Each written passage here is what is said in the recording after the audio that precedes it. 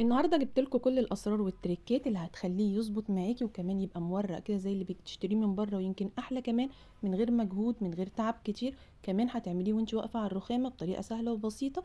هاتي بس انت كيلو دقيق ويلا هنعمله مع بعض خطوه بخطوه ونشوف هنعمل فيه ايه عشان يطلع معانا بالنتيجه دي. حطي لايك للفيديو واعملي شير عشان غيرك يستفاد وصلي على الرسول في الكومنتات.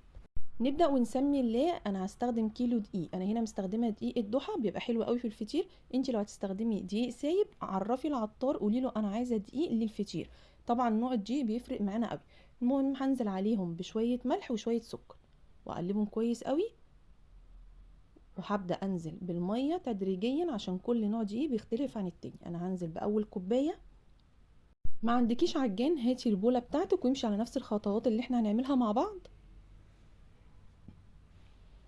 هنزل كمان بالكوبايه التانية.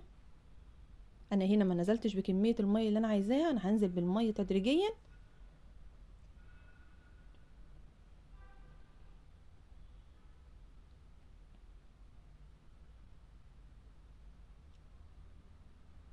هنزل بالكوبايه التالتة بس مش هنزل بيها كلها، هنزل بيها حبه حبه لغايه ما العجينه بتاعتي تلم واشوف انا محتاجه ايه. بس انا في الاخر احتاجت مني 3 كوبايات ميه على كيلو دقيق.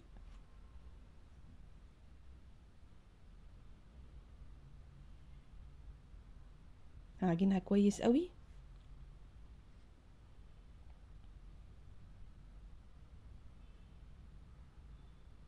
وانتي كمان لو هتعجني ببوله اعجني كويس قوي وادي العجين حقه، علشان كل ما بتعجنيها كويس بتديكي نتيجه احسن.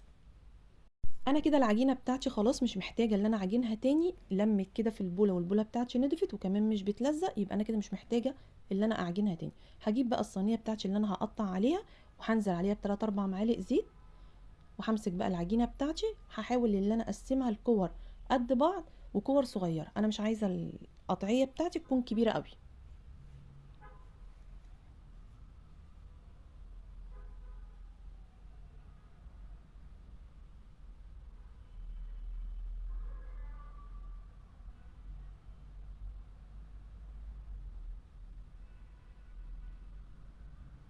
انا خلصت كل الكميه اللي معايا.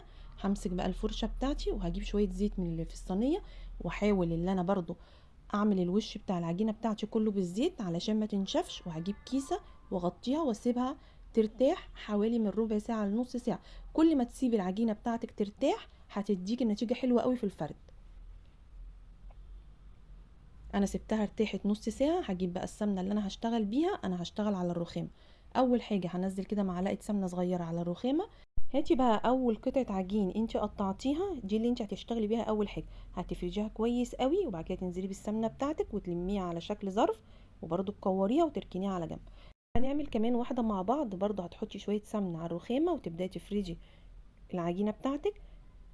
بصي العجينه اللهم بارك عشان ارتاحت كويس بتتفرد معاكي بسهوله. حطي بقى السمنه بتاعتك. هاتي بقى قطعه الفطير اللي انت ركناها على جنب وحطيها في النص وقفلي عليها برده ظرف، وما تنسيش تحطي السمنه ما بين كل راق وراق، وبرده قفليها واركنيها على جنب. طيب يا امل انا عايزه الفطير بتاعي يطلع مورق زي اللي انا بشتريه من بره، هنعمل ايه؟ بصي يا ست الكل ركزي في الخطوه دي. احنا دلوقتي عايزين الفطير بتاعنا مورق زي اللي بنشتريه من بره. هتعملي نفس الخطوه اللي انا بعملها دي في 7 أو 8 قطع فطير، تفرديهم وتقفليهم زي ما انا بقفلهم كده بالظبط. وشوفي في الاخر احنا هنعمل مع بعض ايه. بصي انا اخر واحده دي قفلتها كويس قوي. انا كده خلصت الفطيره بتاعتي. هجيب بقى الصينيه اللي بتدخل معايا الفرن، هدهنها دهنه سمنه محترمه، وهحط الفطيره ومش هبططها ولا هفردها، هغطيها بكيس واسيبها نص ساعه ترتاح. بعد نص ساعه هبدا ان انا افردها. نيجي بقى لاهم خطوه وهي التسويه. انا مش عايزه الفطير بتاعي ينشف وعايزاه كده طري زي اللي بيجي من بره. لازم تكوني مشغله الفرن من بدري ويكون سخن قوي. ولو عندك الشوايه والفرن من تحت الاتنين بيشتغلوا في نفس الوقت هتشغليهم. بس لازم اهم حاجه يكون الفرن بتاعك على اعلى درجه، وتكوني مشغلاه من الاول. يعني قبل ما تدخلي الصينيه تاكدي ان الفرن بتاعك سخن قوي. اول ما الفطير بتاعك يستوي وياخد اللون الجولد القمر ده، طلعي الصينيه بتاعتك على طول وغطيها بصينيه تانية وسيبيها 10 دقايق علشان تطرى معاكي ما يبقاش الوش بتاعها ناشف.